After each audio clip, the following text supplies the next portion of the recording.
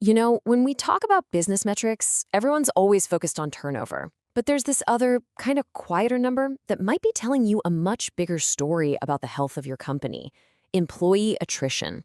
So today, we're going to break down what it is, why it might be quietly eating away at your productivity and morale, and most importantly, what you can actually do about it. Okay, let's just jump right in with the big question. Your people are leaving, and you're not filling their spots. Hey, you might even be saving a little money on payroll, right? So, does it really matter?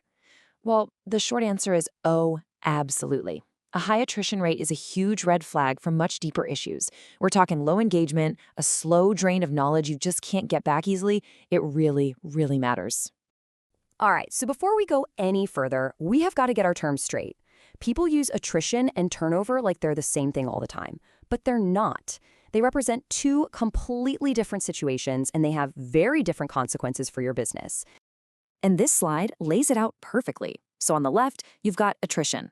That's when an employee leaves, you intentionally leave that position empty, and your total headcount actually goes down. Now, sometimes this is totally strategic, maybe to save some cash. But on the right, you've got turnover. That's when someone leaves, and you immediately kick off the search for their replacement.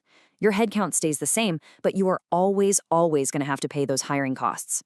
So, just to be crystal clear, when we talk about attrition, we mean this slow, gradual shrinking of your workforce. And the absolute key phrase here is that the position is intentionally left unfilled.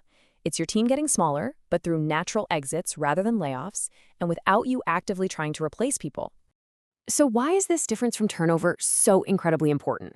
Well, just look at this number: $4,000. According to Glassdoor, that is the average cost just to hire one new person. Turnover is loud, it's expensive. Attrition, on the other hand, is quiet. It feels like you're saving that $4,000, but the hidden costs, things like lost knowledge,